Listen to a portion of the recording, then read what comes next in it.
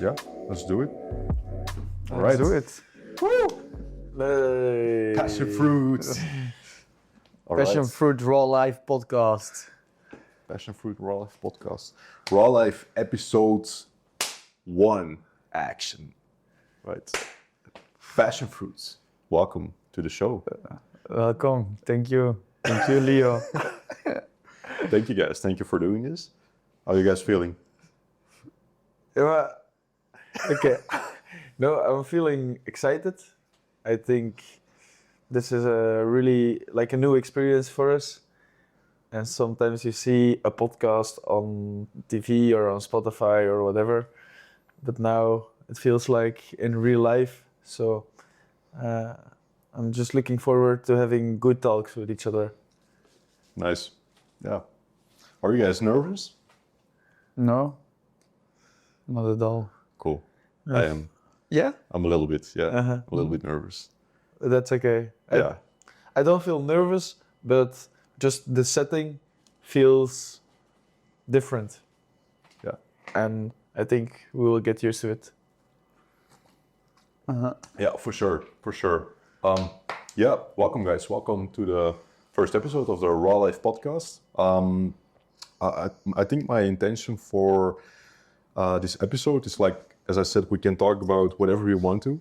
There's room for everything, for everything. If there's like uncomfortable topics or if there's emotions, whatever, everything is welcome in this safe space.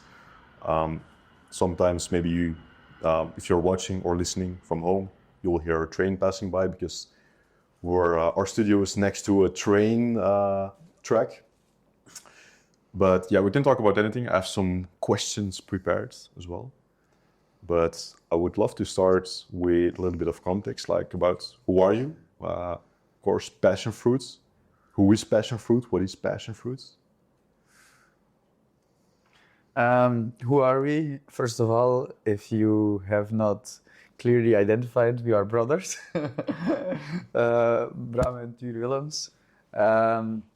We created 1.5 years ago a channel called Passion Fruit.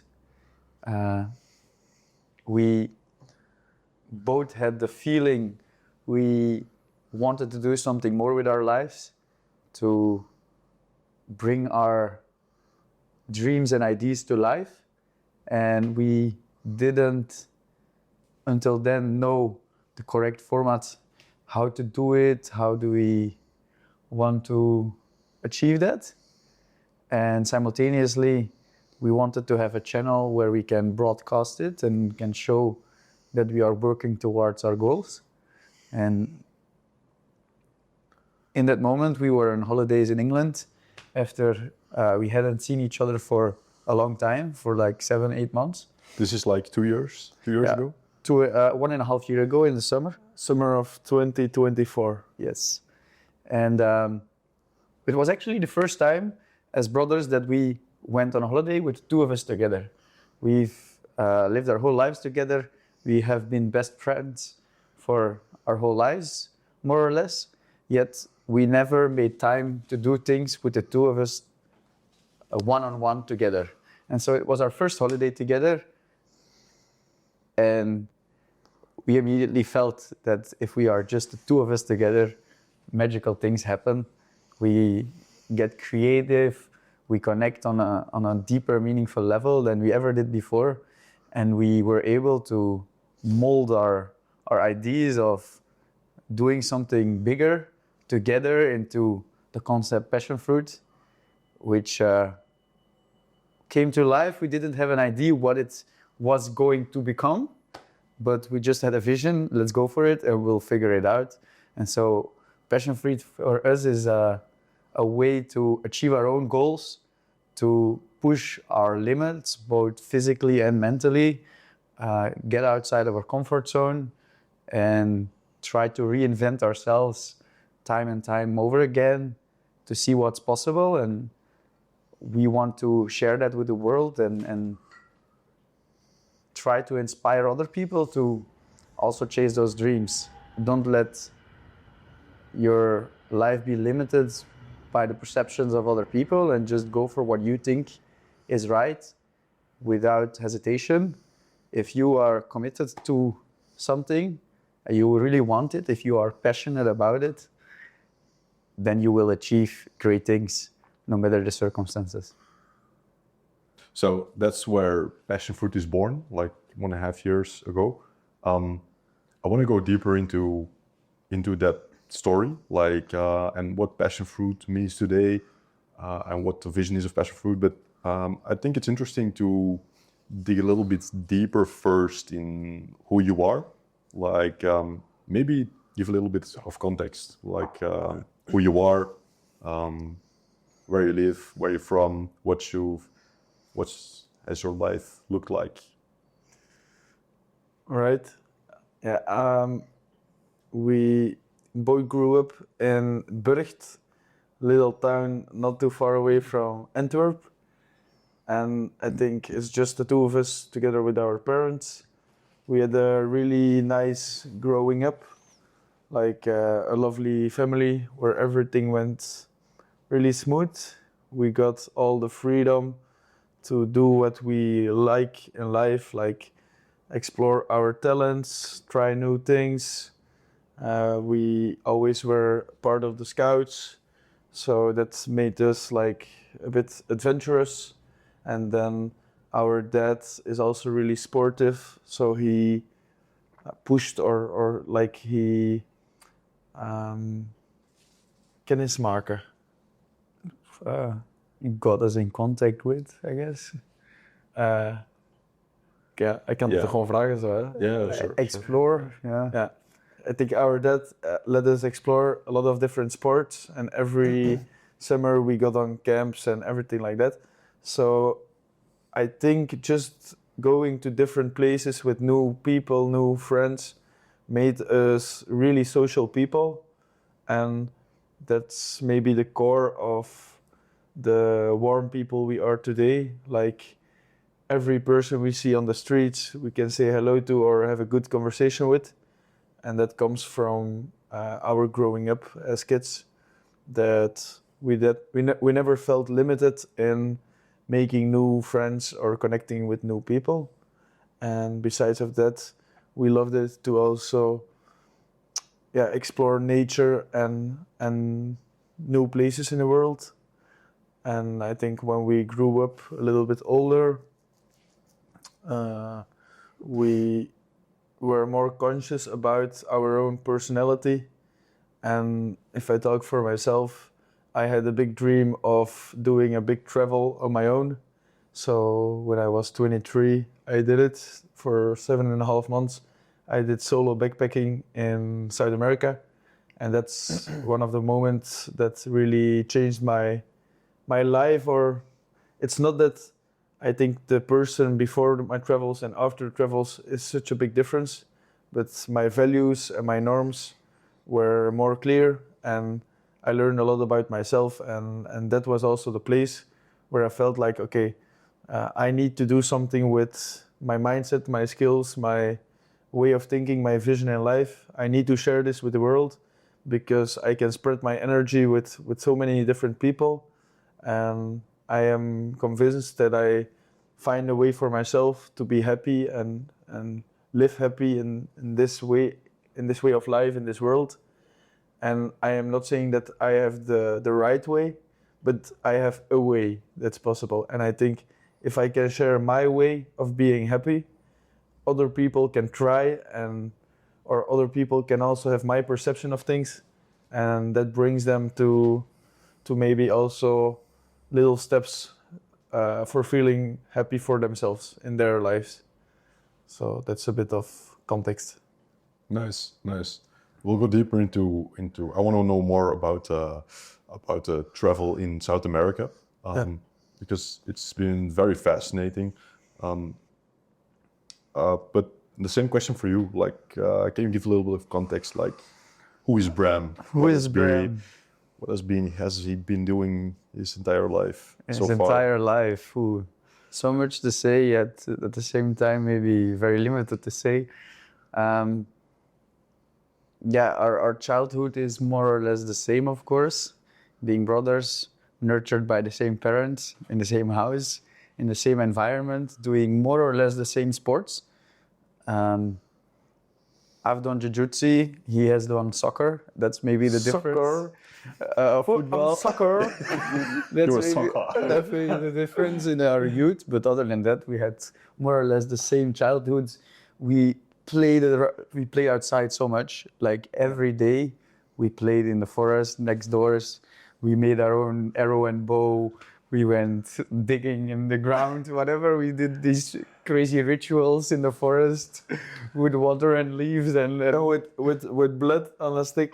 So we poked into our hand, Really? and then we did a blood sign on our stick, like we were Spartans, and this is our Yeah, it's stuff. like I don't know. like a blood bond Yeah, or something. exactly. Yeah. Yeah, we really had an outdoors childhood, and our parents really pushed us to not touch too much of the technology. So we went to the neighbors to go play with the Game Boy because we were not allowed to have one or a PlayStation or something.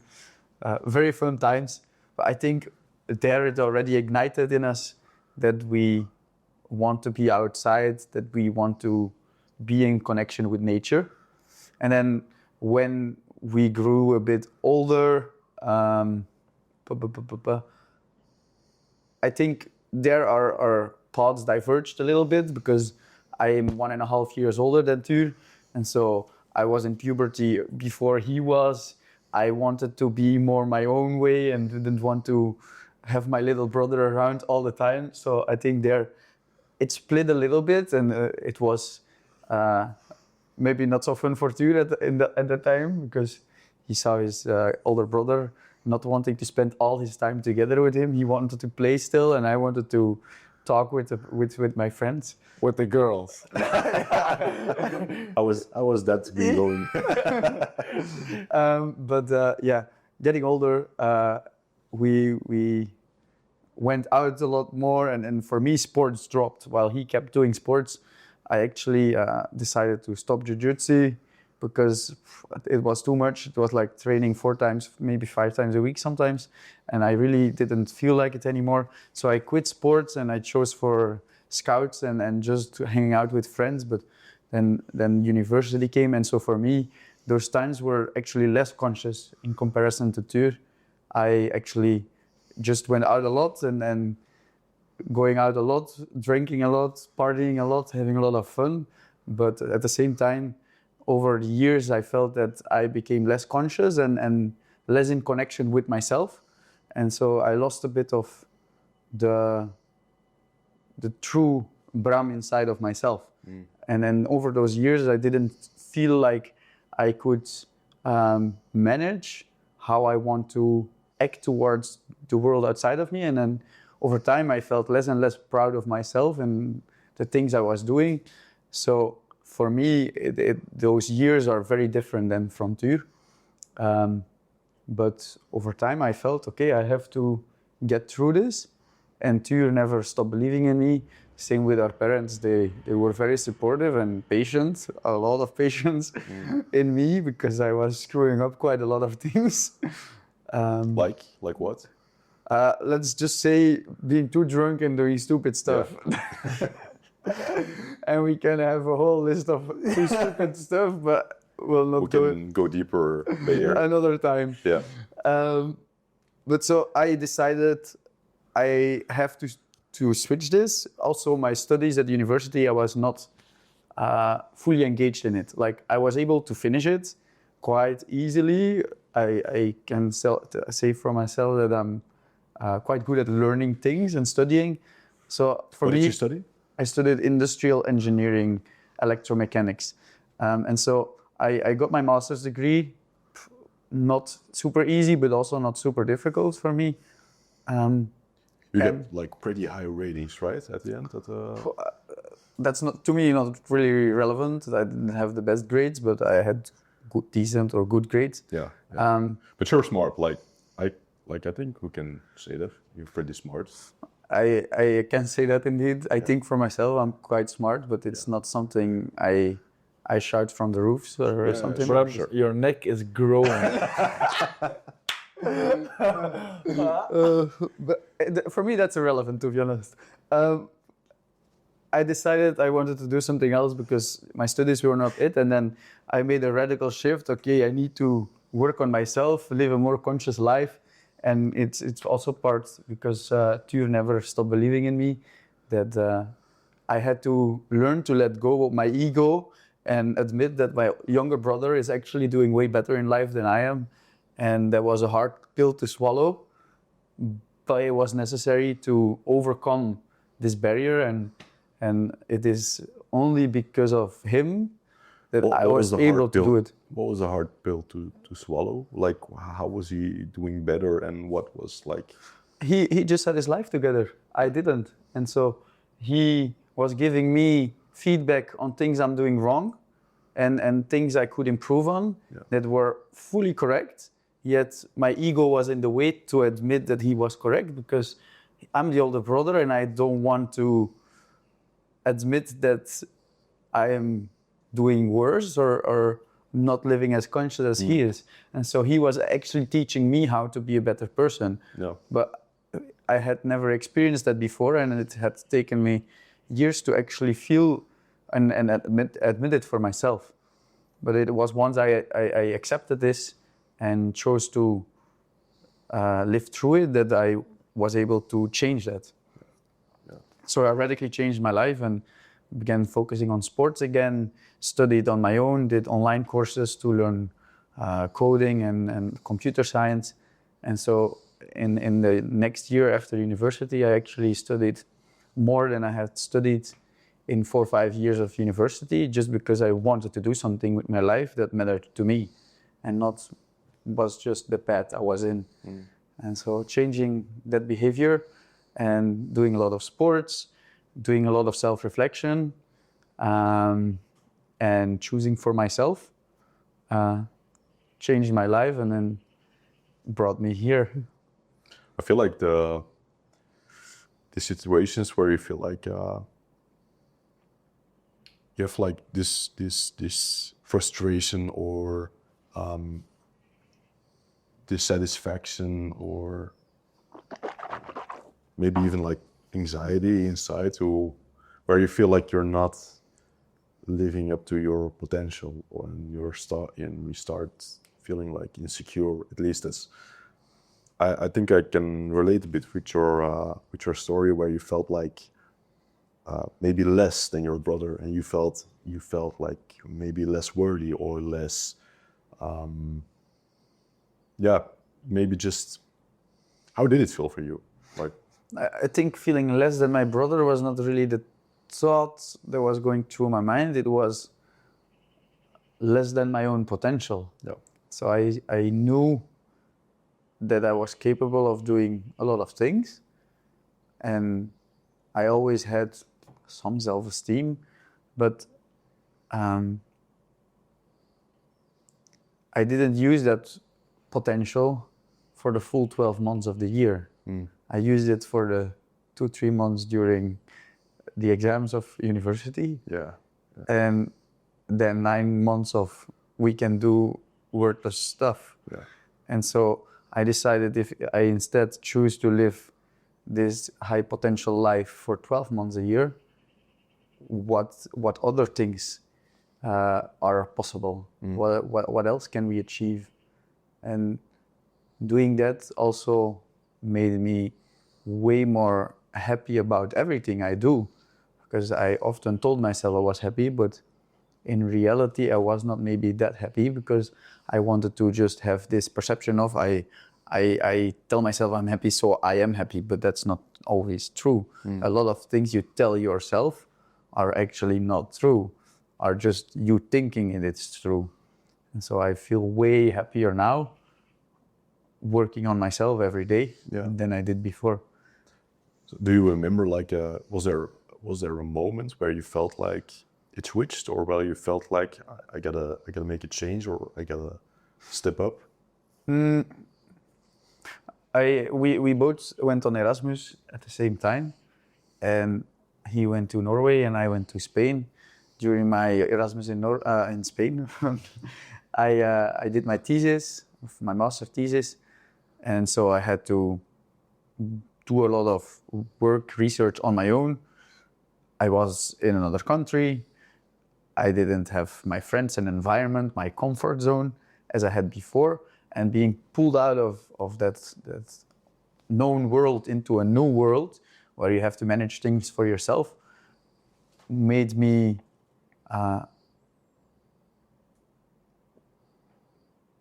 it allowed more room to think on my own.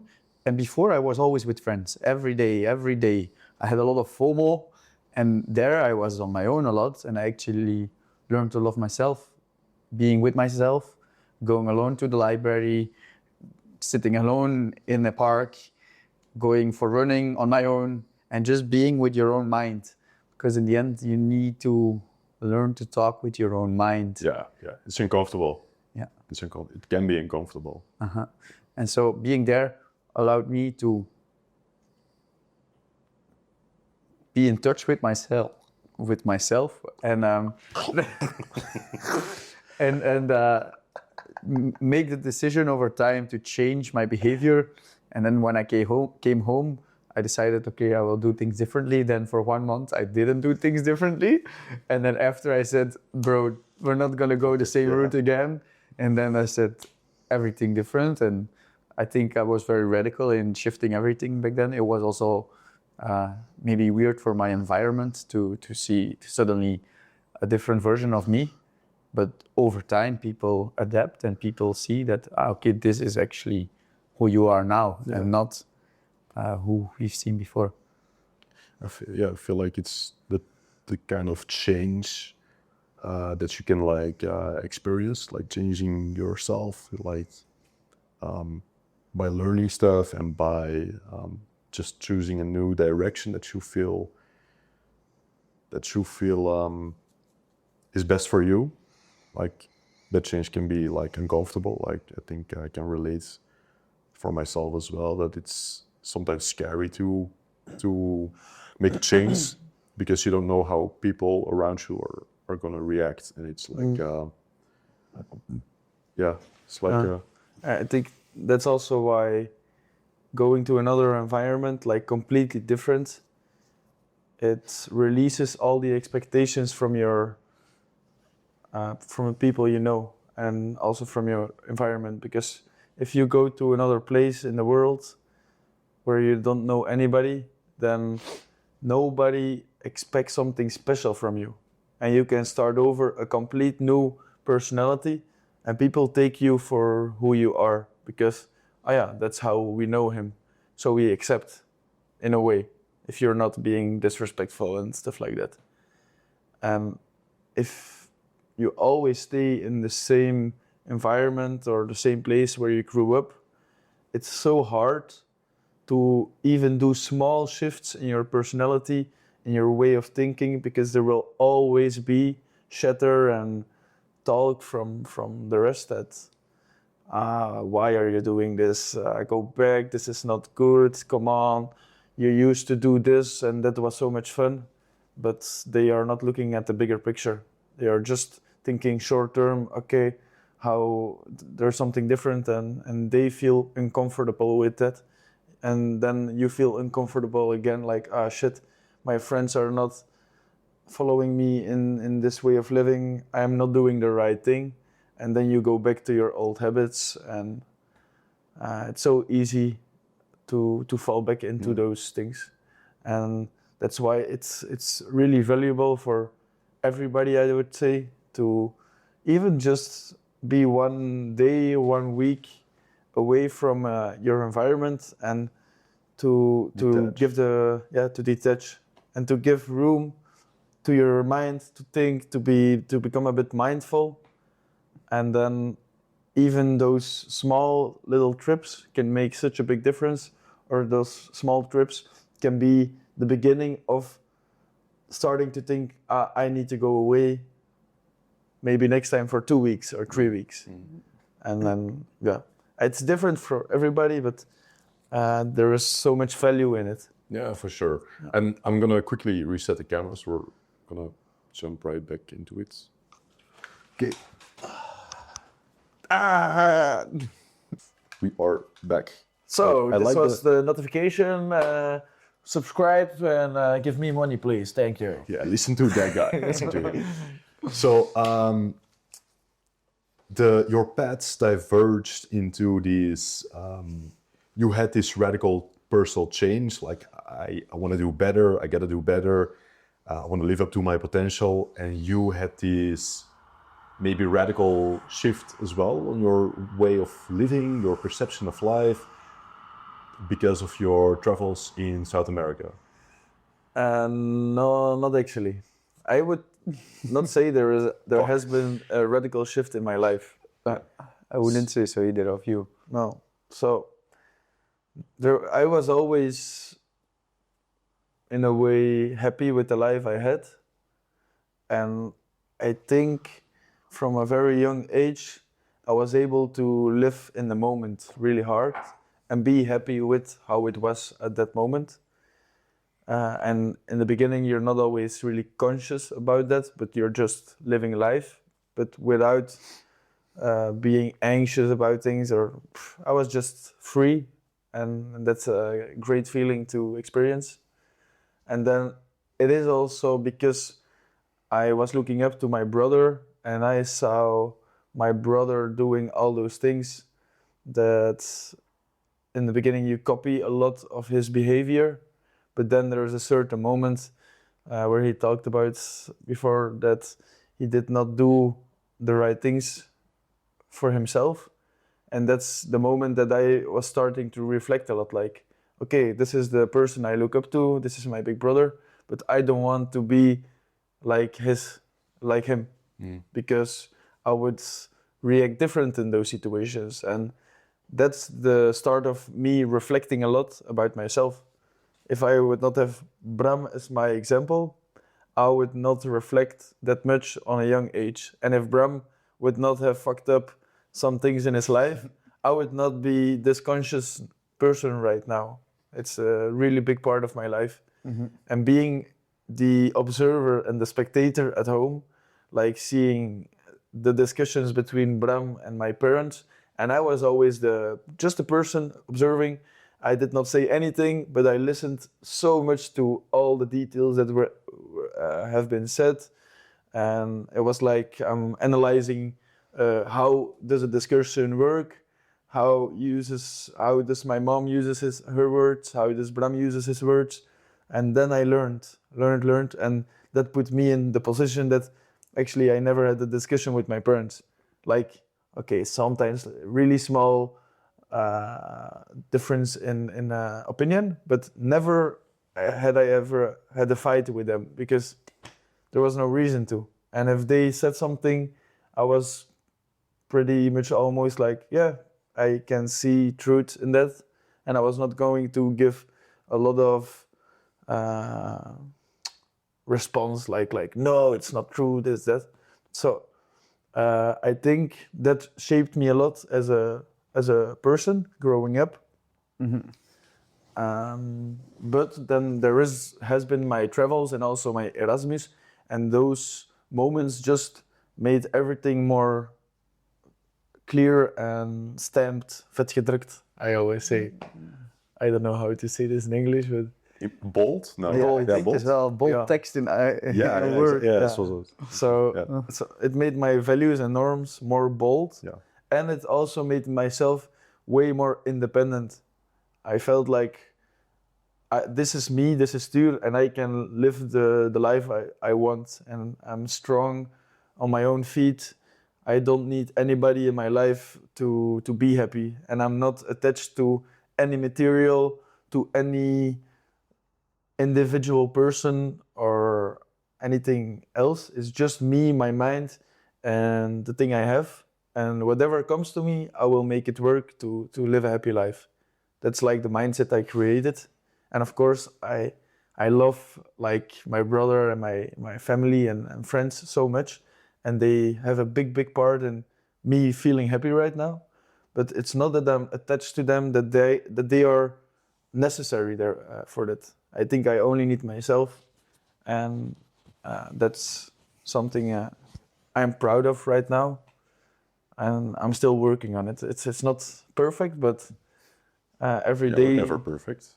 And I think, yeah, I will never be perfect, and that's fine. But it's a bit of I also think perfect doesn't exist in such a thing. Yeah. no. So sure. aiming for perfect is actually impossible because there is no perfect personality, there is no perfect human behavior, there is no perfect being yourself. There is just being yourself. Yeah. And you can try to be yourself as much as possible, but it will not be perfect. Yeah. Just gotta like try our best and try to like keep learning and do the best we can for ourselves and for others. And I feel like you're doing that so much, and you as well. I'm super grateful that we can share this year together. Like for everyone who's watching or listening, we live together as well. We made the decision to live together for at least a year, and who knows what adventure comes after this year into 2027. Like there's a lot of possibilities. But I'm very grateful that we can share this and that we can live together, because I learned so much from the way you are, and it's the first time for me. I live in a different place, and I live with other people, and to live with you brothers, to see your connection, to see your passion towards life, your dedication towards life and each other, and the gratitude I receive from you guys and the support. For me also to be open and to get out of my comfort zone, like it really helps me, and I really appreciate it. And for me, it means so much that it's unique and it's special for me to be around you and with you guys. And I think that's a value that you guys both bring, not only to me, but to the world with Passion Fruits, and to the whole community that's existing and that's growing every day and every month. So Thank you, Lander. Leo. thank you. Thank you. Oh shit. Opnieuw. No, it's just we're back. I think it may be also be valuable to the viewers to have a bit of backstory who you are, because you've given us the time to give our backgrounds, but you have your own story as well. Yeah, so for sure. I will do this like a lot. We can talk about anything every week. Like we'll do endless of episodes together. You'll see Passion Fruit. You'll see us together. A lot of future episodes. But who am I? That's a great question. And you said just like a couple minutes ago, you were observing. You like said it. You expressed it. The words.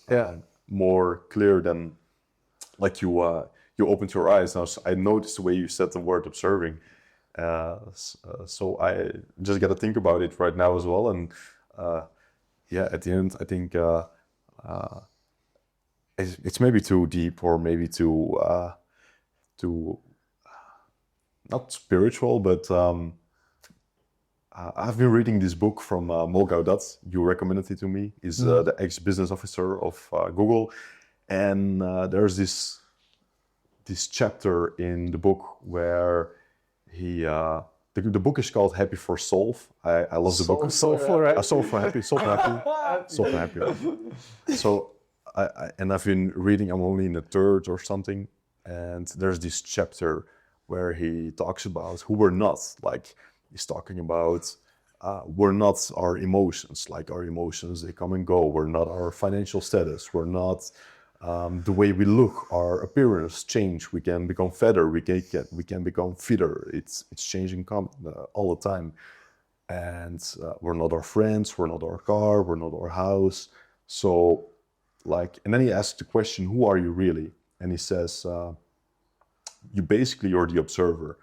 And to me, that's very profound in a way that I cannot explain it myself. I think it goes pretty deep, and I'm not at the level to be able to explain it. But I just wanted to put it out. I don't know why.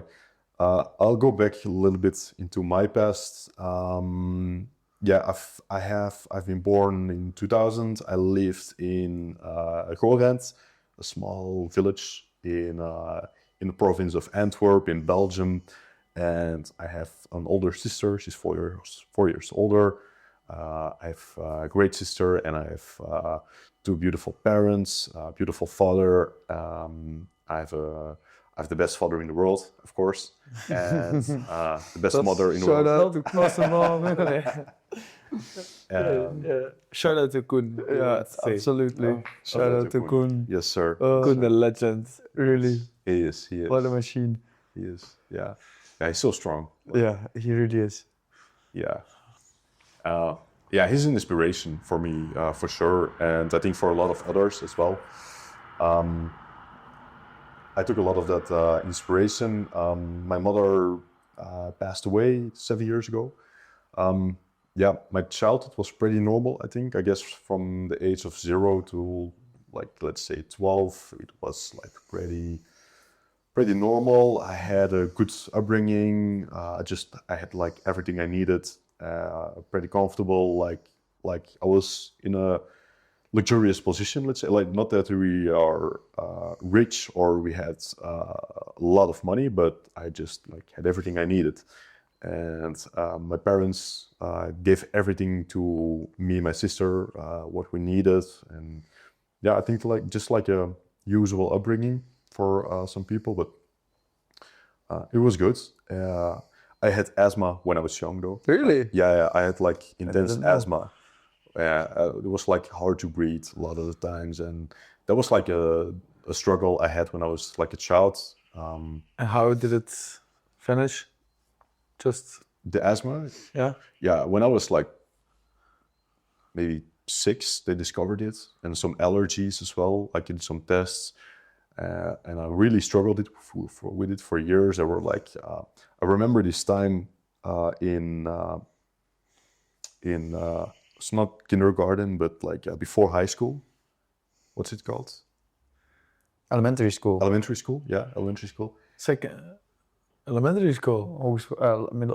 Lagere school, sorry. Yeah, we cannot say like lower school.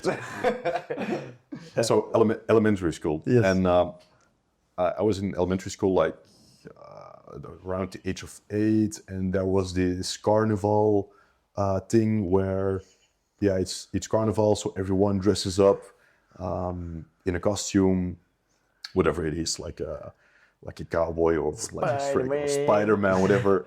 Yeah, and you all get this day where you can celebrate together with your classmates carnival, and you do fun activities with the teachers. And there was this walk they would do with the whole school, and they would do a walk together, all in their costumes, everyone happy, everyone cheering. And I was having like too much. I was suffering too much from the asthma. I couldn't walk. Like I couldn't. I would be exhausted. I would not be able to breathe to it. So that was like a struggle when I was a child. But I don't remember too much of it. It's just very uncomfortable when you're in it, when you don't have like this ability to breathe normally. And then I went to a physician, like a chiropractor, and I'm very grateful that that our paths have crossed, and I did like a therapy with him for a couple of months, and after that it completely vanished. So Cool. yeah, it was it's very nice. And then after that, yeah, sorry. About the thing that it completely vanished. I'm reading The Power Within Yourself right now, a book, and it's a lot about how the subconscious has powers, and that subconsciousness is actually the greatest power in the world that can solve all kind of problems or medical issues. Do you think with your asthma this was also a case that the moment you believed you could solve the asthma, that it changed, or was it the medication, or? It might be. It might be because I was on medication before, but I quit the medication when I went to the therapy. But it might be because I do remember it had the way he explained how the asthma would be solved. It was very affirming like okay, this is gonna get my asthma fixed, so my subconscious might have accepted that outcome. It might be, I'm not sure, but for sure I do believe in the way our subconscious affects our physical body. It's intertwined with each other. It's yeah, it connects together. So it's a good question, and I for sure think it might have been the case, but I'm not sure. Yeah. So yeah, and then after that I went to high school. I had a hard time adapting in high school to the environment. I became very insecure, very anxious, and I felt like I didn't know my place. I didn't seem to connect with people. I had a couple of friends. They were great friends, and we had a great connection. We were gaming like all the time outside of school. That's like the only thing I did: gaming. So What games? Minecraft, a lot of Minecraft, Really? League of Legends. So you built this house I built this house, yeah. in another universe. I built it before, I've seen it before. League of Legends, Rainbow Six, Black Ops 2. Black Ops 2 was a big one. I think those for the major part. Yeah, done that for like thousands of hours, but was very anxious, and then been that for like the whole high spirit of high school until the last year, I would say. Year 5, year 6, I was like so depressed and anxious and insecure about the way I looked, and I was like in this constant pressure that I felt like I have to make a change. And I started sporting. I started going to the gym. I met my first girlfriend, and then and then that was like, it was in the summer of 2017, and that was like a whole new beautiful experience and a relief, and like I can change, I can grow, and it was like such a cool experience. For sure, you can grow. What do you mean by that? Yeah. Oh, it's growing. Finally. What do you mean? I don't understand. No. So yeah, it was growing for sure. That was nice though. That was nice to discover. But yeah, even that I was like so insecure about, but it's just like the high school thing. And then yeah, a couple of weeks later, in 2017, like September, when I was like a month or two with together with my girlfriend, or my ex now, and her dad passed away, sadly.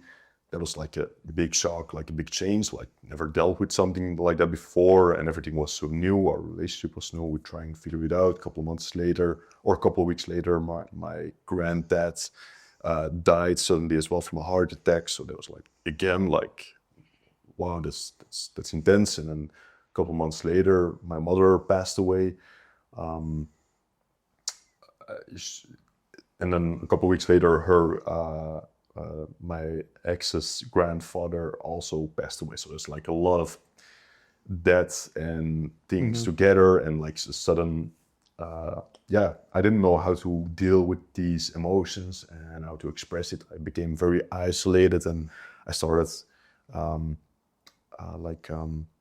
verwaarlozen also to This Abandon? No. yeah. abandon. Yeah, I started to abandon, I wasn't taking care of myself and other people. I started like isolating myself, and yeah, which hurt our relationship. Eventually we broke up. It was like a tough period, and I became like very depressed, like these suicidal thoughts, and it was hard, it was tough. And from 2018 till 2020 was like a very dark period. And then And during this period, what helped you the most to learn to deal with those feelings, learn to move on, learn to still see the beauty in things? Is there like a silver lining through it that you say, this is something I could hold on to in those hard times?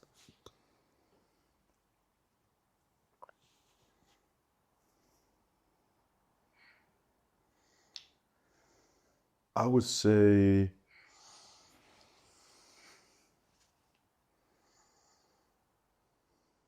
I don't think so. Like that was really like I was really lost. I really didn't see too much light. I think I looked up to some people online, like some podcasts I've been listening to, and like Joe Rogan or Logan Paul from Pulse. I've been listening to those podcasts in the early days, and I think that to me was always a kind of inspiration that I felt and still feel. So something externally, but for the most part, I felt pretty lost. And I still do to this day. There are still days where I feel like I don't know what I'm doing. I don't know. I don't know what I'm supposed to do or what my position is in this world. And sometimes it feels scary. But now it's like different, and I've been able to learn the past 5-6 years how to deal with these thoughts and emotions. And yeah, I feel like the last 12 years have been kind of so much stress, anxiety that it's programmed, it's molded my brain in a certain way that it built so much defense mechanisms to for me to be able to defend against that pain, and to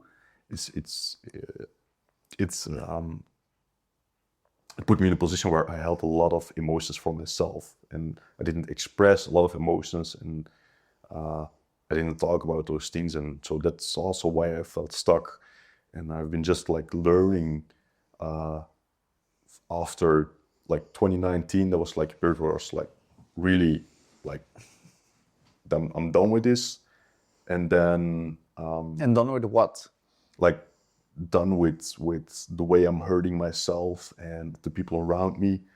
Me and my first girlfriend, we broke up by the time, and then there was like a switch. Was like, okay, this is it. I gotta talk to someone. I gotta talk about this, what I'm experiencing. And so I talked to one of my best friends, Axel, and there a lot of things started changing, and I started like working myself, like you guys did. Started sporting, started reading about personal development, about mindset, and about spirituality and health. And I started like discovering these topics without me knowing what any of it means, but I knew there would be something that I would get value from. And I knew that deep down inside, by going down this track, there would be something that I could learn and try to do and be better. And and I've been doing that for the past 5 years, like trying a lot of different stuff, experimenting, and meeting a lot of people, and that resulted in us being in this amazing place and living together, and putting it all out there online and sharing stories. So that's a little bit of background. Thank you for sharing. Yeah, no, thank you. That's what we do here on the Raw Life show. On the of course. Raw Life podcast. Hell yeah. We're gonna talk about a lot of cool stuff, and yeah, I really feel like this is the most important thing is to just like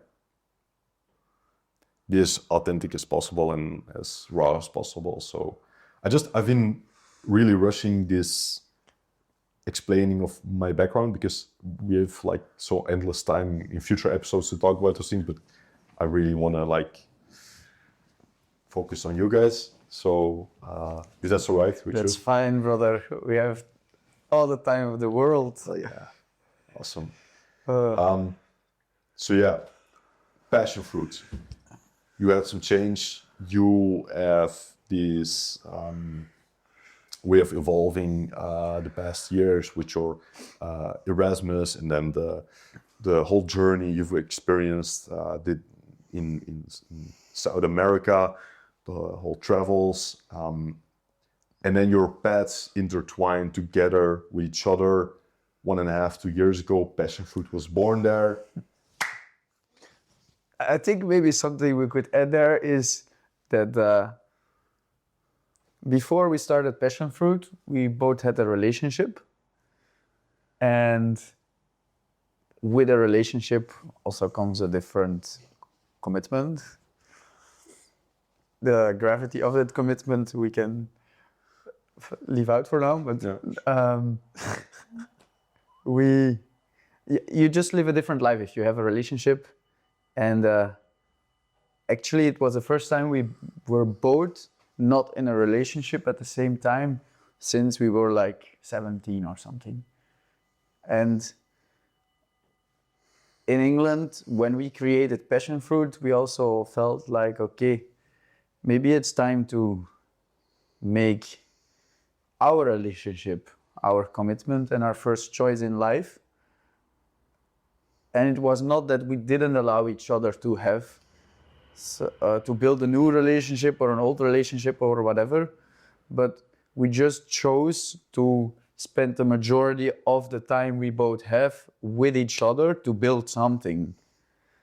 And I think that intense relationship between the two of us actually made the biggest shift to both of our lives, because we now spend all our time that we have free together because we want to edit videos, or we want to create new ideas, or host sports events, or just have deep, meaningful conversation with each other.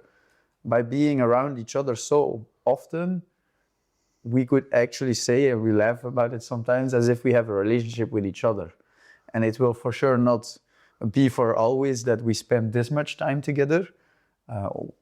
As you grow older, it's natural to spend less time with your friends and more with your partner, which we both don't have at the moment. But yeah, but I mean, in the future it could change. Yeah? And so for now, we actually spend so much time together, even more than some people might spend together in a relationship. Yeah. I'm gonna quickly reset.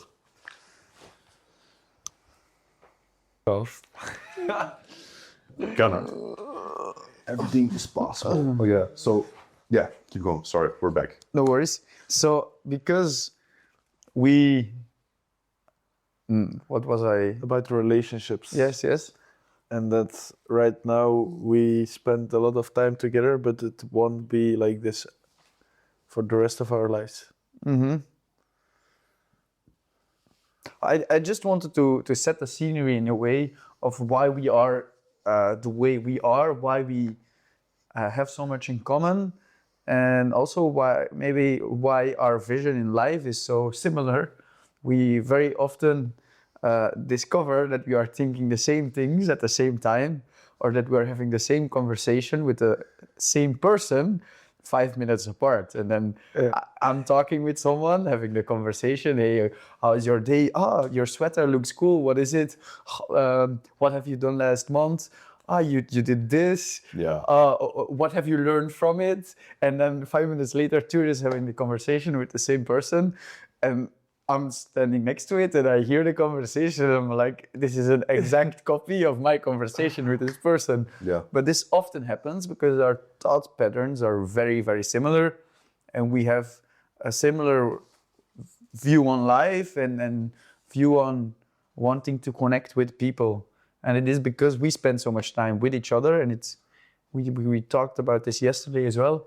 It's actually very cool that we have someone on this world that we can look at and know what they are thinking without actually being in their head, because it's just very often the same. So you guys feel, it seems like your guys are like intertwined, like you're extensions of each other in a way, and you're like, you both have very different characteristics and strengths as well. But True. the way you seem to combine these strengths is like seems so cool. It's you could say like it's what is that thing? That's knowing what the other one is thinking. Is it like it's like another way. metaphysical? Is it like intuition? Is it like something in the air? Is it like what I would call it more like intuition.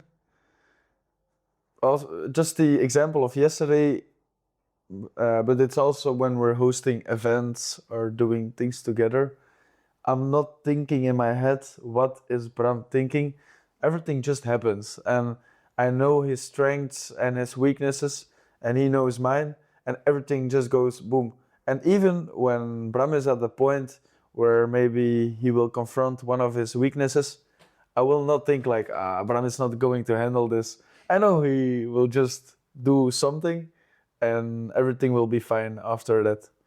And like yesterday, we organized a party for our family, the New Year's party, and then we need to clean everything. So all the people go away, and then there's still some things that need to happen, and it's just me going to the box, putting on some liquid drum and bass.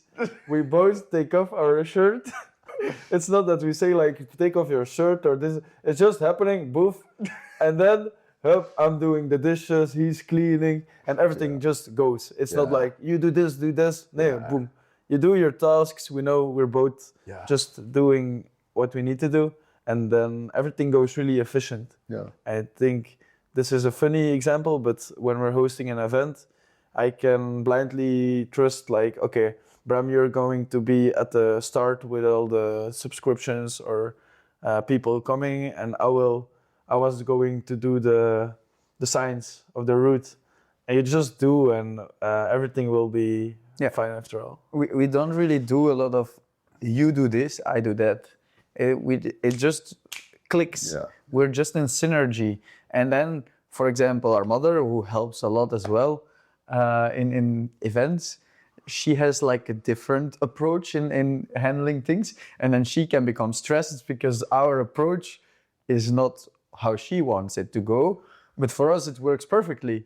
And so then you feel that there is a different, okay, we have to communicate more. We have to explain, oh, you do this, I do this, I put this here, you put this there, we do this, and then working with you or working with someone else, you always have more need for communication.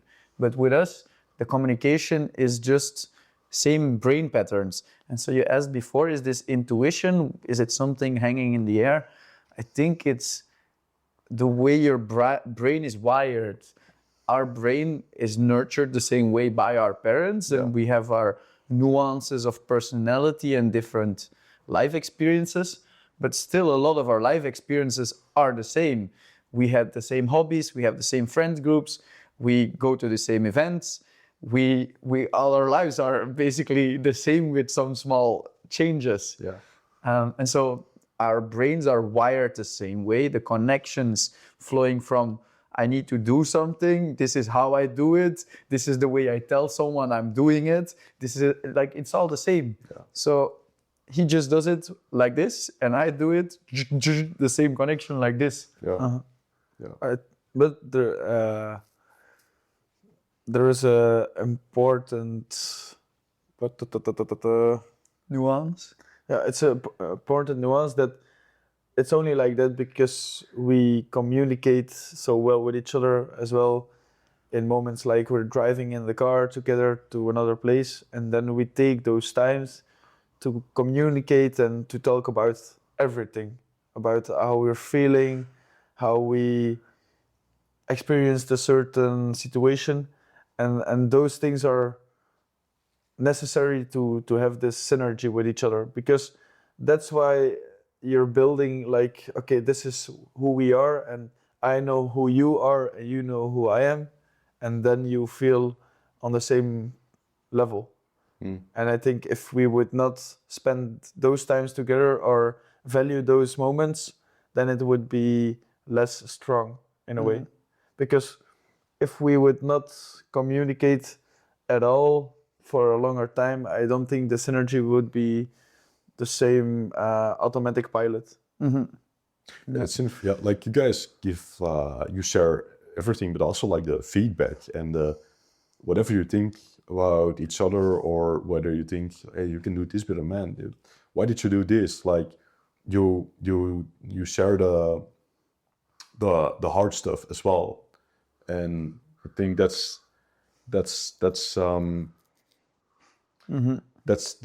what we need as well. Like We need the friends that tell us that we're not doing good, or like it's important to have that accountability and to have people around you that can put a mirror in front of you, because we like to be in comfort, and we like to not look at ourselves for how we're doing and the choices that we're making. And it's very cool to see the synergy between you guys and how you guys hold each other accountable, hold each other a mirror in front of each other, and to me as well. Like, you guys show me that reflection, and I think it's pretty unique, and it's a blessing to have that around here in this environment. I think mostly it's the ego. We learn, it's the same with the three of us, and also with Tobias, who also lives here in the house. We all have learned to let go of our ego when we communicate with each other, and Which can be hard. It's very hard, and it's not. It doesn't mean it's not there. uncomfortable. It's still there. Yeah, like I for think sure. a lot of people think in life that if you become more self-conscious, that suddenly all those roadblocks disappear. But that's not true. They're still there. You still feel the ego. You still feel the instant reaction on something you don't like, to just be resistant. Oh, I don't like this, so I'm gonna. No, it will never disappear. Yeah. It's still there, but you learn to acknowledge, aha, this is ego, this is resistance, this is something I don't like. You learn to recognize it, and once you recognize it, you are able to say, I'm not gonna let this feeling influence my behavior, and I'm going to accept this situation or listen to this individual. Yeah. And so in this house, we learned a lot to accept feedback and to drop our ego. And sometimes it still happens, and then someone says, hey Bram, why is this necessary? And then you feel even more ego because someone else mentions it. Why are you saying this? Someone else is You saying, don't like me. You hate me.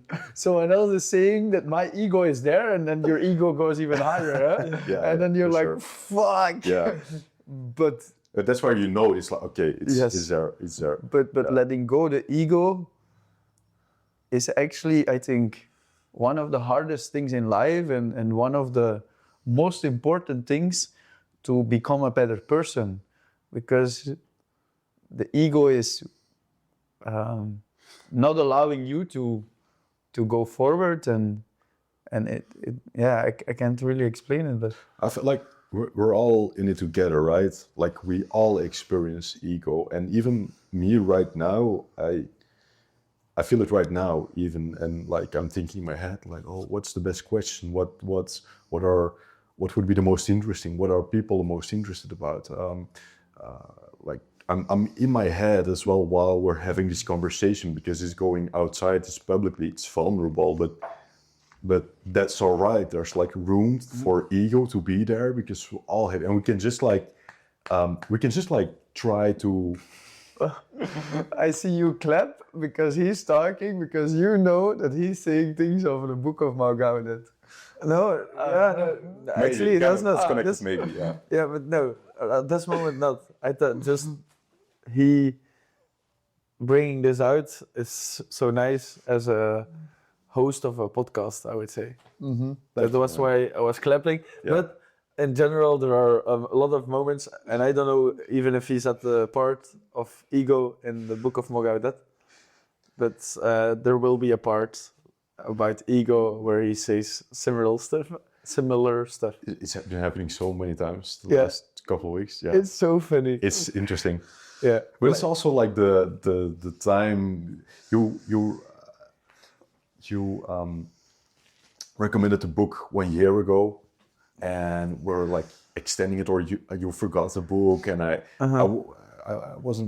didn't read the book eventually until like a couple of weeks ago, after my travel in Thailand and the monastery and everything. So, and it feels like right now I've been learning so much in that experience of the traveling by myself and the monastery, and now reading the book. There's so many similarities that I feel like I can connect to, and that I want to try to put out together. And on this show, the Raw Life show, and that's what I was like saying. We're all experiencing ego, and that's all right. Like we can accept and recognize that we all have our shortcomings, and we all, like me, right now I'm trying to look good, and I somewhere I would like to be accepted by the listeners, by the viewers, but that's, I can recognize that voice, and I can like compartmentalize it, and recognize like it's there, it's all right for be there, but I don't have to like interact with that voice, and I don't have to like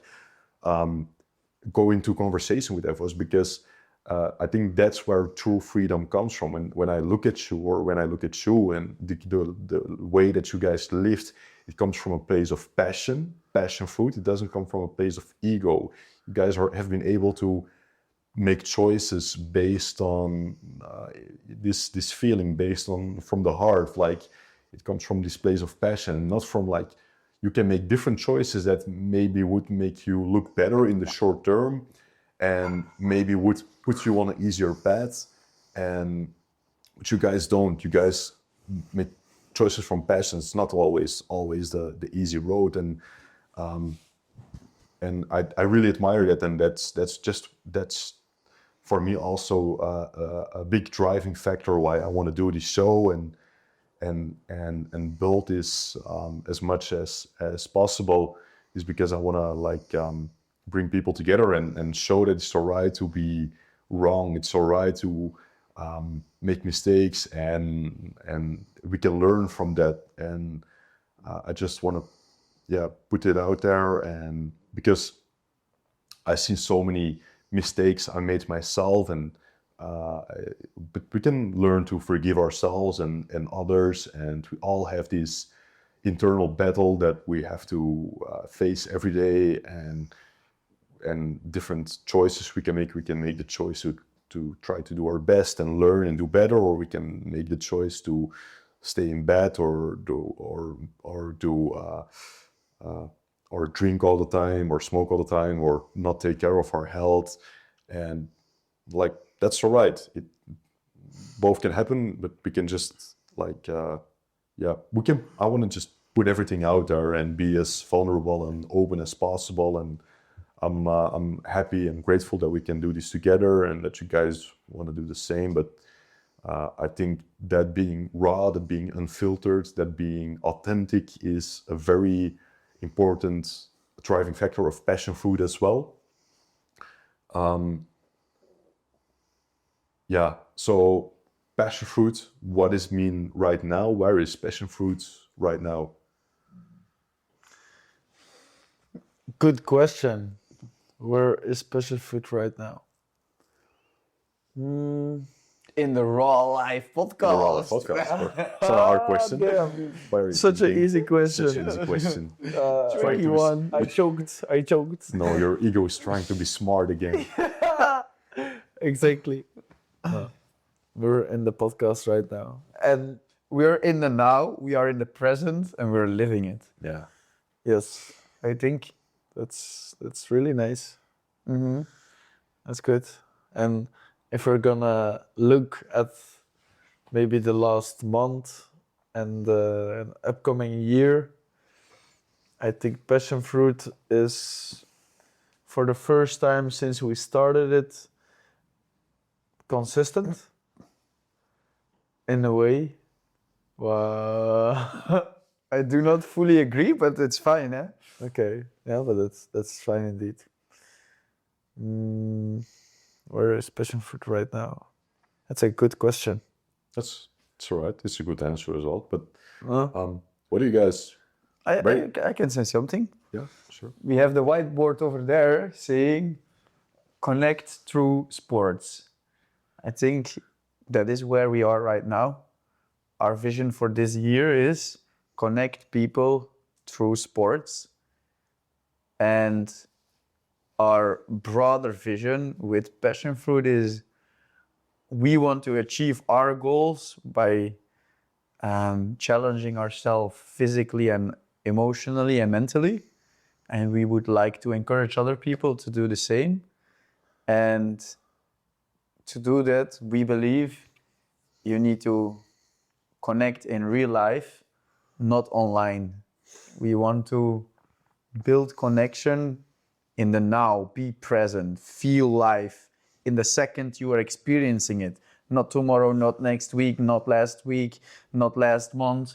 Not all your memories and talking about nostalgia all the time, not talking about I will do this, I will do this, I will do this. No, live now, here in the moment, and feel the connection with the people around you, with the nature, with all the opportunities that life has to offer to you. And so you can feel best in sync with your body, or best, I say best as if I know how it works, but we feel that you are a lot in sync with yourself when you do sports, when you're outside, and when you're in nature with other people. And so we want to spread that message, connect people through sports, learn to open up, be vulnerable to each other. And we want to achieve that by using a lot of possible ways, being organizing events, because then we bring the people outside and they don't have to bother about all the obstacles there. But simultaneously, we do that by posting on Instagram and hoping to nudge people with a message that could help them in their life or make them laugh and make them have a good time. And we do that simultaneously now with the Raw Life podcast, talking more about topics on a deeper, meaningful level, giving more background, how we think and how that could affect other people to think differently, but also for ourselves to learn how do we need to reinvent ourselves, because we might be wrong or not figuring it out either.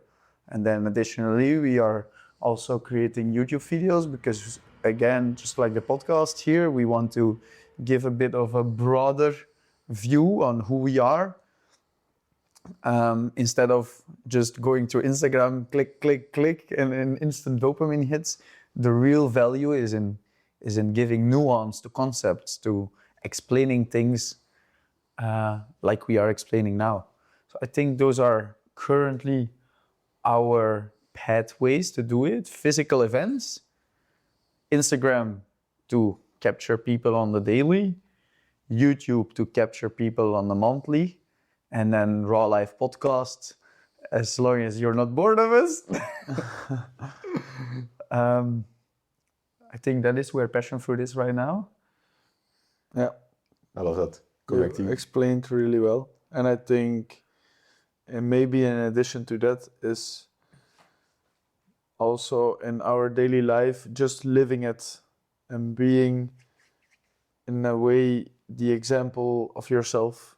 And that example from yourself can also be an example for other people, just in all the things you see. Just going to the supermarket, talking with the person behind the cashier, saying hello, have a good conversation. Not a quick self scan. No, and be grateful for doing that. And then you go for a run and you surpass someone walking with a dog. You say good morning. Things like that is the I love core that. of I Passion love Fruit. that. Like when we go running, in the morning together regularly because we have like similar timetables, and we can run together. And every time there's a person walking by or running by or cycling by, you're always like, "Good morning, hi," and then it, like gives me energy and like inspires me to do the same. Like, "Hey, good morning." Hey, it's nice. It's just a small thing, but it can make like a profound difference in the next course of their day. Yeah. Yeah. Yes. It's nice to hear, and it's really like those small things can be a big energy shift in someone else's life, and you have no idea of what the consequences are of your just saying hello to someone, but that tiny thing can make such a big impact. And saying hello to everybody is such an easy thing to do, but you cannot imagine the great positive impact you can have on a big scale.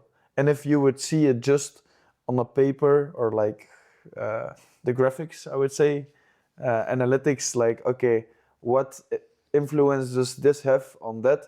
Everybody would say, wow, it's crazy. Why should I not do it? But just because you have no idea of it and people are in their own worlds, they don't do it. But if you're conscious about it, then just do the easy things in life and those small things. You don't need to invent super science to make an impact in this world. Just be kind, be respectful, and yeah, that's all. To the basics, like it's not like rocket science. No rocket science. Connecting Indeed. people to sports. Uh-huh. I love that. And it also allows you to get out of your own bubble to do things with each other. It's like a remedy. It's like a super effective, not to go too extreme, but like you could say antidepressant for certain people, but also like a booster for like, it energizes you, it inspires you to just stay active, and you bring people along the journey, which I really admire, and you inspire people to get out of their own bubble, their own heads, because you get like, it's so easy to, at least for me, I feel like it's so easy to get sucked into my own thoughts and be like in here, like into my own conversation, and like missing out on what's actually here in this moment, what's happening here. And it feels hard sometimes to just be present and to just be aware, to just be focused on what's happening here, and just learning that bit by bit, I feel like helps me to live life much more with much more joy. Whatever is going on, whether there's like whatever issue or whatever problems are going on, if you allow yourself to go back to the present and just recognize what you have here, what you're doing here, and allowing yourself to be focused, gives you like an advantage on every area. I feel, which I'm just learning, I'm just discovering this, but yeah, just trying to be as present as possible allows you to be, I think as best of a person as you can, and it allows you to be more focused and be more effective in life, do more stuff of the things that you want to do, and be less worried about the things that you have to do in the future or whatever. But yeah, sometimes I feel like it's hard to do that, because there's so many expectations and distractions around us, and yeah, it can be hard. But I love it, connecting people through sports. Are you guys, I'm wondering, how are you guys doing? Like, are you guys good at being aware, being present in the moment?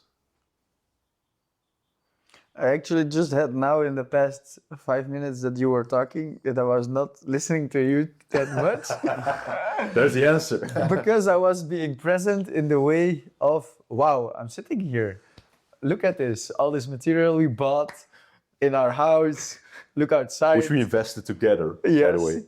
We live here, and I was just trying to observe everything, but I closed off my feel you, ears. yeah. Like you all right. hear you hear things, but you don't understand things. Yeah. Like it's just appearing background noise, Leo background noise, and just take it in. Wow, we're here. It's happening. Yes, and that is in a way also being present. Huh? Yeah. You don't know, like being present is focusing on something, and you were talking about focus, experiencing, taking it all in. I was not focusing on your voice for a couple of minutes, but I was taking it in. That's awesome. I'm going to quickly reset the cans one more time. I'm gonna take some drinks. Let's take a sip.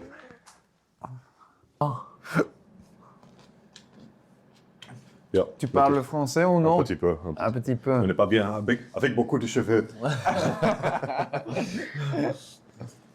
Ah oui, c'est bien. Ça vient. C'est bien. Baguettes. Voir le jardin avec l'eau et les arbres Et du pain avec du fromage. et des vin. confitures. Oui, une baguette et à gauche, à droite. C'est drôle que toujours, quand les personnes vont parler de le français, il dit, toujours tout le monde dit baguette et fromage. C'est vrai, hein? Baguette et fromage, ça sont les deux mots de parler français. Et du vin. Ah oui? Allez. Yeah. Okay, all right, sorry. We're back. We're back! back in time. Oh, I'm gonna put off the AC actually. Prrrr. Zou ik zot hoeveel lawaai dat alles maakt. We're still going, brother. Nou, Yeah.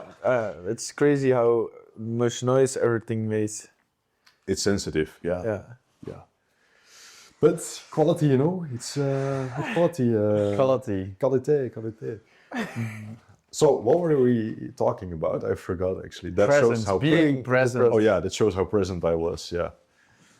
Yeah, being present. How... Focus, Leo. Focus. Wait, all right. Do you get anything else to say about presence or not? It's fine. That I think being present is something with so many different. Okay, being present is something you can look at with so many different perspectives. It's like Bram said, being present, you can look around and not really focus on what somebody is saying. And on the other side, you can focus on what a person is saying. And by accident, yesterday I had a conversation with Christian Plateau about being present. And he was reading a book about, I think that the... Christian is reading a book. Yeah, Christian is reading a book and the title is The Power Shout of... out to Christian. Yeah, Shout out to Crispy. bro, Crispy is best DJ of Antwerp. Next podcast, Crispy. Poo, poo, poo. Oh yeah, shout out to Crispy. Okay, Crispy. yeah, it's because of that. Awesome. And a nice name. You It's- have never seen him, eh? No? No, It's I- called DJ Crispy or something? his name is Christian Plateau. Yeah. And his DJ name is Crispy. Oh, that's awesome, yeah. Yes. And actually, me and another friend, Brecht, we invented the name and he said, yeah, let's go with Awesome. it. Yeah. Fuck yeah. So yesterday we had a conversation about being present because he was reading a book and he was a little bit drunk and he started talking about it to me. But it was funny. Crispy conversations. Crispy. Exactly. Yeah. But it's nice because he's always the guy, even when he's drunk or on a New Year's party, who still wants to have like these conversations about certain topics. True. And then he was talking about, when I'm walking, I am not listening to music and I'm really thinking a lot. So I feel really present. And then I was like, okay, but if you're walking and you're thinking a lot, are you really present or are your thoughts in the future or in the past? Are you anxious about things that are coming to you? Are you still feeling guilty about things that happened? And is that being present? Or is being present not letting those thoughts of the future and the past letting into you? And just feel how you're feeling now, dealing with the things that are in your surroundings at that moment. So, that was something I wanted to say. It's a good Amen. question. Amen. Bro, there's got to be like a motivational video. I feel like that's well said. That's well said. And like it's such a challenge to be present. For me, it feels like such a challenge to be present, and I know for a fact for a lot of other people it's such a challenge to be present.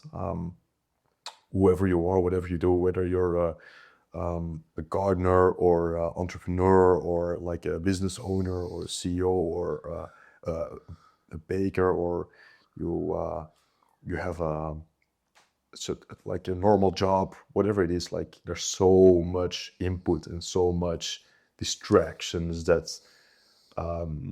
we have to learn to guard ourselves from, or put like boundaries, personal boundaries around these distractions around social media. We have to learn how to deal with these things. But because like people used to be together just in conversation without technology all of the time. These social media, phones and video, podcast, reels, shorts, AI. It's going so fast and it's so new that we haven't learned yet how to deal with it. It's still, if you zoom out to the whole evolution of humanity, this is such a drastic change in the way we are communicating with each other, in the way we are perceiving life, and it's going to be changing even quicker and quicker. And I think we have to learn how to set boundaries, which feels like it's been a huge challenge last year, and I've made a lot of mistakes of it as well. I've made a lot of choices that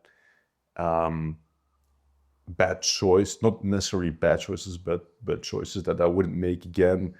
And learning while I was traveling in the monastery with the monks in Thailand, learning this technique and trying to be more present, waking up, doing a meditation for 20 minutes. And then when I go to sleep, I meditate for like half an hour to an hour. I do it twice a day, every day. And I feel like that's a boundary that helps me to stay present during the day, go to sleep present at night. But I was so distracted. And I know there's like so many people watching right now that are listening, but also like in their head right now. So if you're like listening right now, thinking about other stuff, or you're worried about other stuff, or even not right now, whenever it is, if you're like worried or anxious, or you feel guilty, or you feel unfocused, or you feel stressed, just take a breath for a moment, like just sit here, breathe, be aware of your abdomen, how they're like moving. Try to come back to this moment and just like notice where you are, in which room you are, notice the details in the room around you, and just come back to this moment, because you're living somewhere else in your head. You're floating somewhere. You're not here. And here is where you can do everything you want. You can create whatever you want. You can like start appreciating the simple things. You don't need to be scrolling. You don't need to be distracted to be fulfilled. You can come back. You can be present, and it can be very hard, but it's worth like trying to work on this. And it's a challenge, but that's just life. Life is a challenge, and we are here to learn some stuff. And for me, it still feels like a challenge every day. I'm sorry. Yeah, I just want to add one little thing, and it's true that it is a challenge, but on the other side, it can also be so simple. We went to the movie together with our parents, and it was The Wisdom of Happiness. It's a movie about the Dalai Lama, and the one big takeaway I have from that movie is that in a moment you have a lot of thoughts or blur, or you don't know how to behave in a situation. He says, just take a moment to breathe in, hold your breath, and breathe out. And maybe you do it like 5 times or 10 times, but that's a moment you're slowing down, becoming fully present, and then you can move on, and you will have a more rational way of thinking and behaving in those situations. And the thing is, breathing in and breathing out is the most simple thing we can do. So it is a big challenge, but actually it's so accessible for everybody. Everybody can just take a moment to breathe in and breathe out. We just need to be aware of doing it. So the next time you feel in a moment of a rush, or maybe you feel a certain emotion, just take a time to breathe in, breathe out, and focus only on that. And by doing that, it's just like going to the gym, training every week, or by reading books, focusing on the breathing and being present is also a process you need to learn. And the challenge will be to be conscious about the fact that you need to focus on the breathing. But from the moment you do it regularly, then it becomes automatic, I think.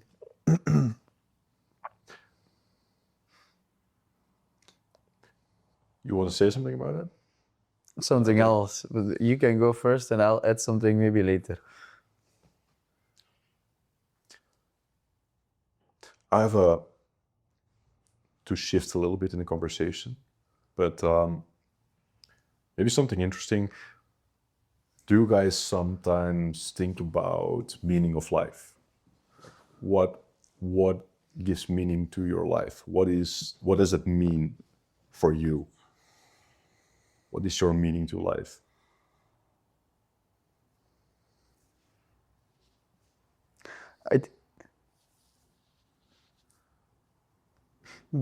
I hear a lot of people say that the meaning of life is to be happy and that it is the goal to work towards. I want to be happy.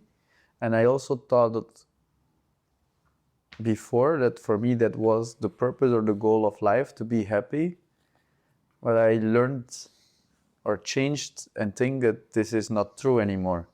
And now it may sound weird, you don't want to be happy, but happiness is not a goal. Happiness is a state of being. I am happy, thus it is not a goal to be happy. If you are happy in your everyday life, you can't try to be happy, you can't work towards being happy, it's just what you are. You are happy in the moment.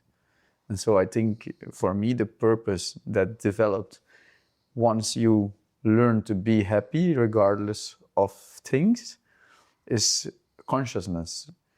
The purpose to me is be conscious, live conscious, understand why I do what I do, why I behave, but also understand consciously the world around you.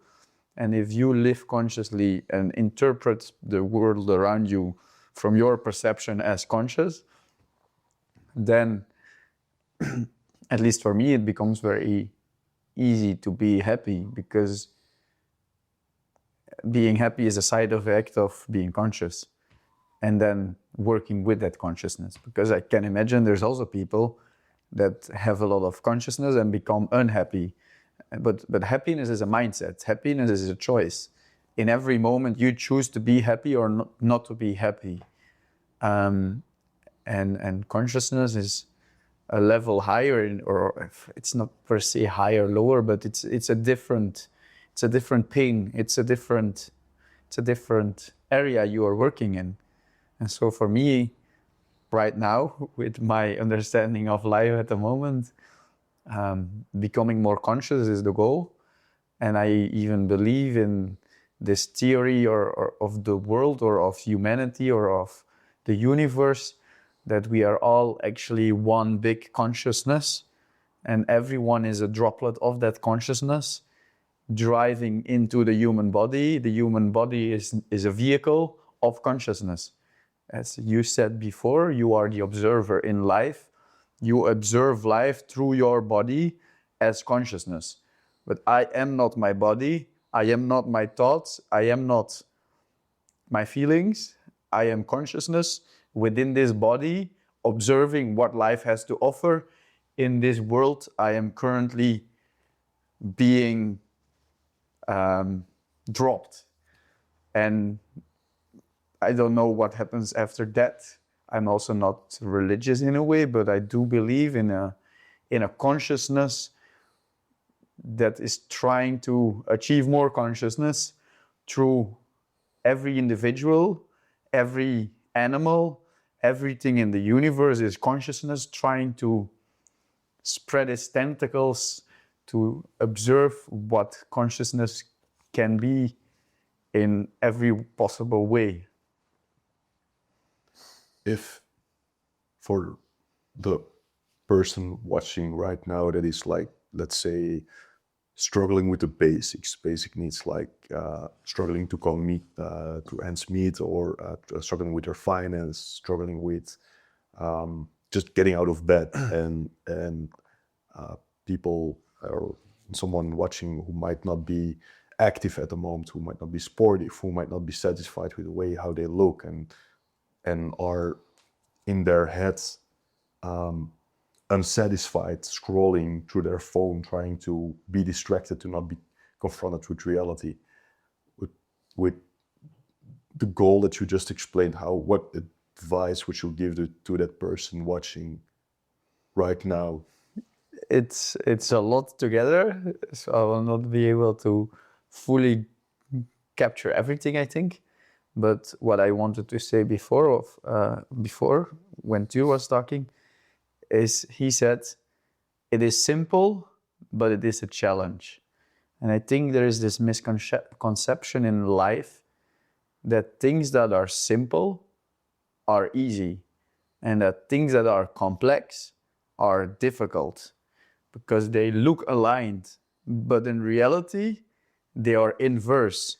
Simple things are very difficult, and complex things are very easy.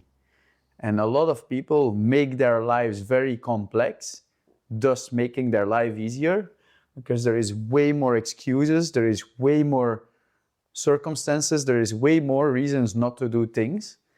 And living a very simple life is very difficult because there is so much distraction.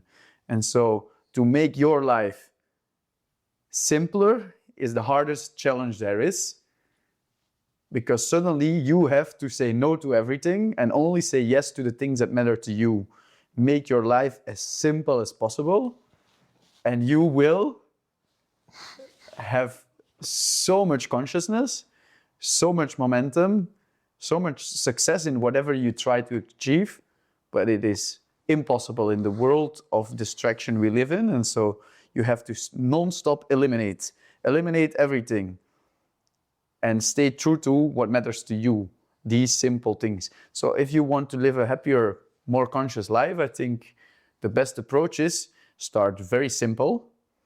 I need to wake up every day on this hour, or I need to read 10 pages a day, or I want to go for sports 4 times a week. Very simple. The rules are always very simple, but the execution of a simple thing is very hard. Just set simple rules for yourself and live up to those simple rules, and your life will exponentially grow. Keep it simple and stay true to what matters to you. Yes. That's what I take away from it. What challenge would you say are you currently facing yourself?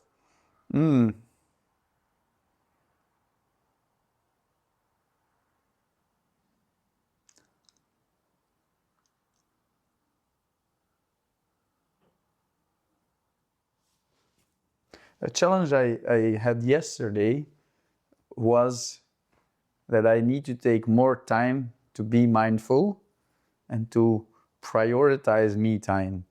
Prioritize time to think, be with myself, be alone, and give room for my thoughts to just be there. Because it is very simple. I put this rule for myself: 1 day a month, I want to make time for myself. 1 day a month. Super simple rule. Yet we are now 1st of February. In January, I didn't take 1 day for myself. I was not able to live up to this simple rule because there was always something more important. There were always things in the way. But in the end, it's my own fault. I didn't prioritize it enough to have that 1 day. And looking forward to this year, my goal was, or is, to focus more on myself, or not on myself, as in allowing more me time for clear thinking for myself.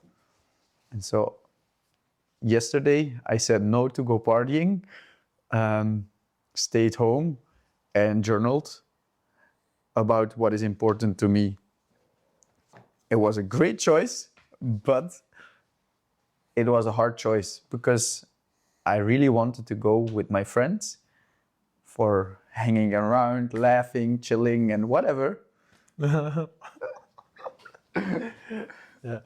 But yeah, I didn't do it, and it's great I didn't because I chose for what was actually the priority. But that is the challenge in doing simple things, constantly needing to prioritize, learning what is more important than the other thing. And the only person that can really assess that for you is yourself. But you can only assess that if you are consciously taking those choices and thinking, is this important? Yes, no, why? Is this important? Yes, no, why? And go over the list. But if you don't take the time for yourself, then you listen to the environment, you listen to feelings in the moment. They become an effect of the environment. Yes, and your feelings in the moment are very often misguiding you because feelings come and go and are temporary. Yesterday, if I followed my feelings, I was hanging in the bar at 4 a.m. But I was in my bed preparing for the podcast because I wanted to be sharp, fresh, conscious, sitting here. You had simple rules, clear rules, but it was hard to It was very obey the hard. rules. It was hard to follow these simple rules. And you kept true to what matters to you, which doesn't mean that your friends don't matter to you, of course. I kept true to myself yesterday for that particular choice. Yeah. But yeah, that is one choice in a day. Yeah. There is 100, 1,000 choices to make every day. I'm for sure not there yet in choosing for myself in every correct situation. But that is where reflection comes in. If you take your time to reflect on your life, then you can identify in those situations, I made the choices that I am happy with later, or I made the choices that I reflect on and think, this was not the good choice. So you learn to recognize the patterns, see why you took the good or lesser choice, and then you can see in the future, hey, this choice might not be the best idea in this situation because I recognize it from the past. I'm gonna do one more reset. Let's go. Maar Bram, die was hard. We're back. It's Ja. our studio is almost complete, but we need our final external recorder so we can just record in one setting. That's why we keep cutting, but we that's all right. That's all right. Yeah. But I don't even... if you just cut, then they don't know. You'll notice, you'll notice it cuts, but Okay. yeah, maybe not. We'll see. We'll see. Yeah. Have you seen it? Hey. Be aware, be present. If Were you haven't looking seen, at the screen? if you Or haven't, were you scrolling on your phone? pause for a moment. Why are you scrolling? Oh. Dude, Yes. brother, Hermano. which challenges are you currently facing internally? Internally.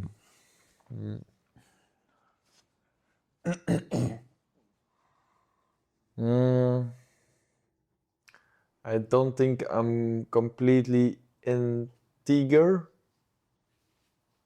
Do we say it like it? I don't think I'm completely integer to myself at the moment because I'm not using it as an excuse, but just as being conscious about my behavior, that I'm too distracted also from social media or from small dopamine hits, and that blurs or affects my focus in life. And I think in certain parts of my life right now, I am performing really well and the way I want to perform. But then there are some patterns, mostly like late in the evening, that I'm more vampire. Vulnerable. vulnerable, vatbaar. Yeah, Yeah. I agree. Yeah. Okay, so more in the evening that I'm more vulnerable for those distractions, and also the first hours of the day. Distractions. Distractions, yeah, and the first hours of the day as well. So right now, my integrity to myself is I want to have a good sleeping pattern, going to bed at the same time and waking up at the same time, and that's just not happening at all. So You should have stayed at home yesterday with me, yeah? yeah, yeah, in a way that's also true, but I feel it's not because of yesterday evening, but it's more about the week, my work week, that I need to get the structure there. And I think the things after that, when I wake up and are not completely in that focus, is just a consequence of not having the good sleeping pattern. If I have the good sleeping pattern, I have better focus, I'm recovered better, and I will perform better in the things that I need to do. And you're just more conscious. So now sometimes I'm a bit behind on my own schedule, and then you feel like I need to do my daily run. Okay, I just do a small 5K. It's enough, and by the end of the day, I can still look back and say, okay, today I ran, I read a book, I worked, I did 1 hour 30 of cycling. So I had a great day, actually. Like, there is nothing to complain about. If I'm in a luxury position and life is good, I'm healthy, I have good people around me. So there are a lot of things to be happy about, but it's the small details that are not there yet and that I want to improve in as a person and are at this moment difficult for me. So my biggest challenge is that.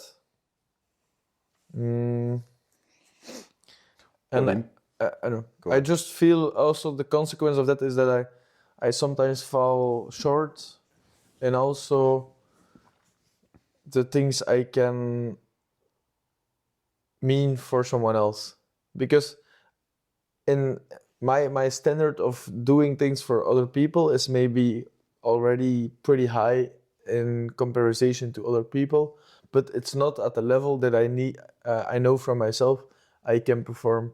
I know that can be way higher, and it's just because I'm too focused in the day on the things I need to do myself, because I'm not doing them like I said, that I can spend less energy giving to other people. And that's why I'm not only falling short for myself, but also for my environment and for like the world.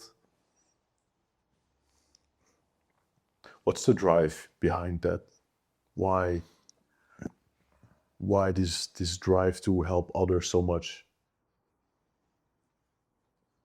Mm. So I believe, maybe also an answer on your question you asked before about what's your meaning in life. And I think for me, life is a lot about energy. And I am privileged to experience this kind of energy myself. And I can experience this kind of energy with having a life without big obstacles from my own perspective.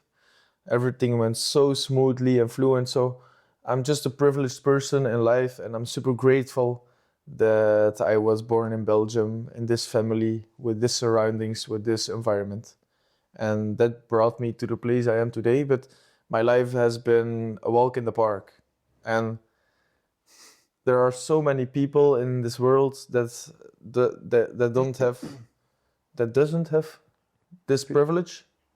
And then I'm now not completely exploring and expanding my own capacity to give this energy to other people. So actually, I'm just really ego and dick ass. How you say What are it? you saying? A dick ass? Nee, a dick ass. How you say it? Douchebag. Douchebag.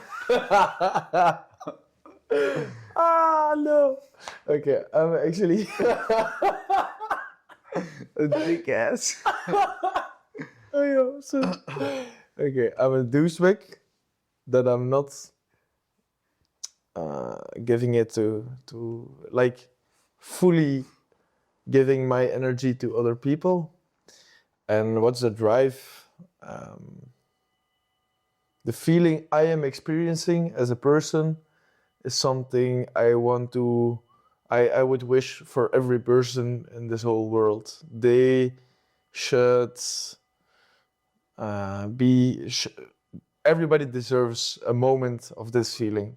And that's my drive, but that drive is not always right there conscious in my mind because I'm too focused on this. I'm behind on my own things I say to myself. Okay, I think that's a bit my explanation.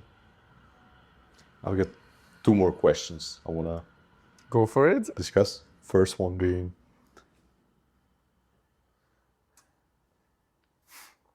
if there's one message that you could leave to the world, if your whole life work would have to convert into a message of 1 minute, what would that message be?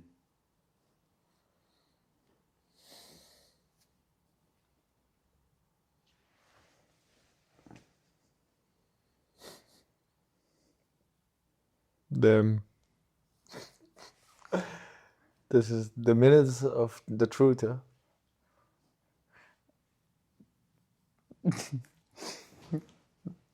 I think such a question is nice, but in a way I will give a different answer every day. So in a way I can give an answer now. What's your answer now? Your minute has started, huh? I think I will not be able to reinvent a different cool quote every time, but just go for it is what is on top of my mind now, and maybe tomorrow I will say something else, but just go for it, just do it. To quote Nike, nobody cares what you do. Your life, everyone lives in their own world.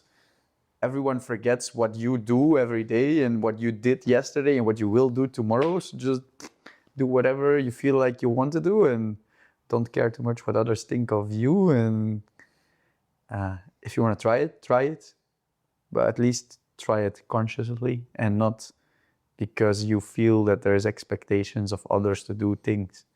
Do it because you want to do it and live a passionate life. Live a life that is worth living.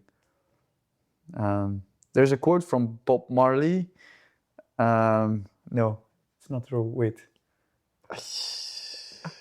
No. Live the life you love and love the life you live. I think that is one I like a lot. Life is worth living. Mm-hmm. Du?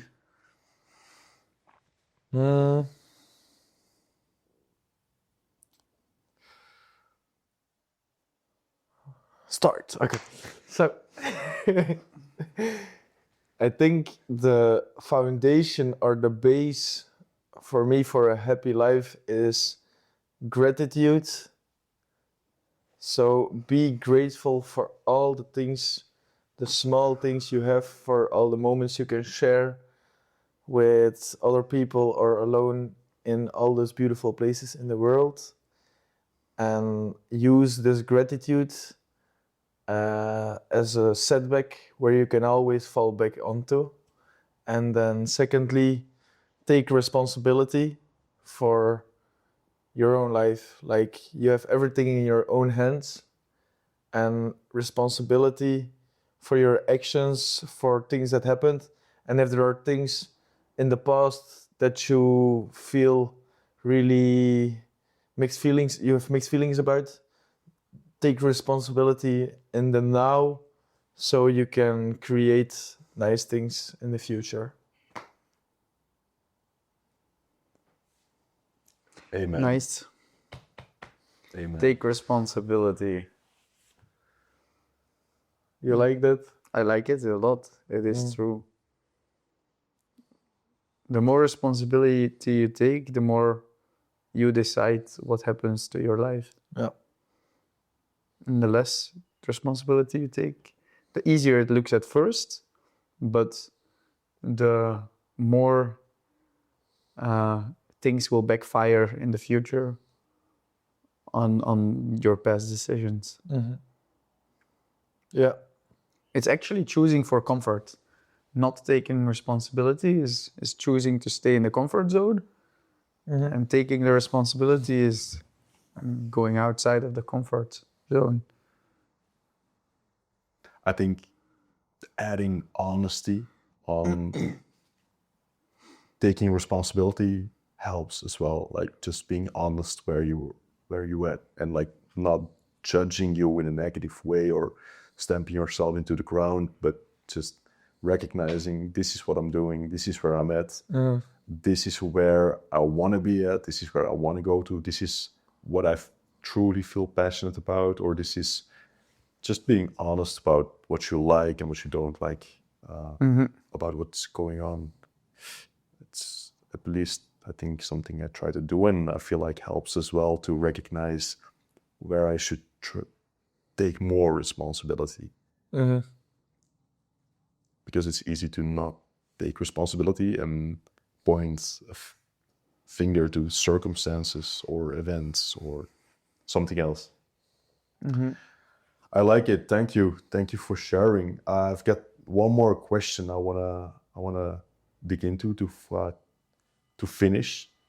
Passion fruit 2026, 2027. What's not even 2026 or 27? What's the vision? What's the passion fruit dream?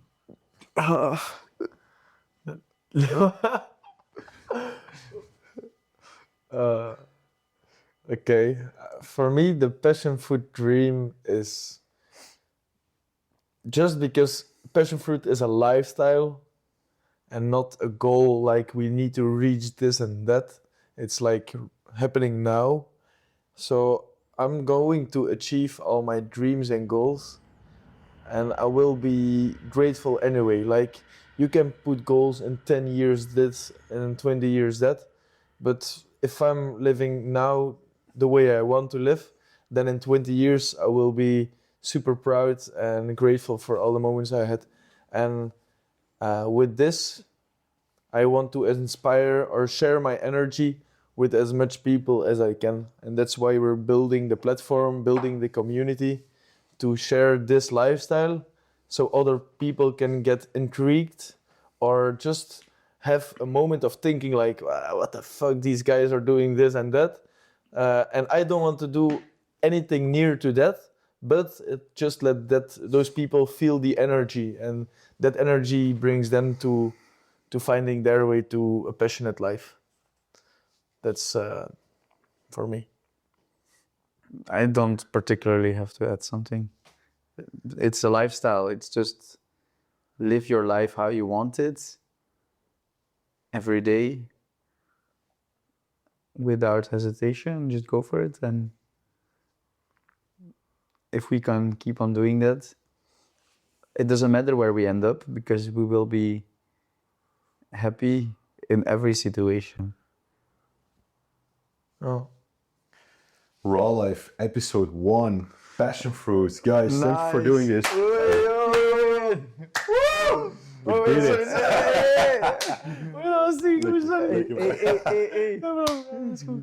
it. Oh my. Thank you, boys. Thank you for doing this. Guys, I hope... Oh, Wait, it was so nice. We should wait. say it here, huh? No, this one. This one. Or this Oh, one. this You one. can do this one. A group hug. Yeah, let's do a group hug.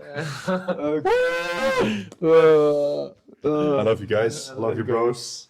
See you on the next one. This was only the start. You. Thank you for watching. Thank you for listening. If you like the episodes, feel free to leave a like, leave a subscribe. If you have any questions you'd like to have discussed, feel free to leave them in the comments, and we will discuss them in later episodes. Thank you for watching. Thank you for listening.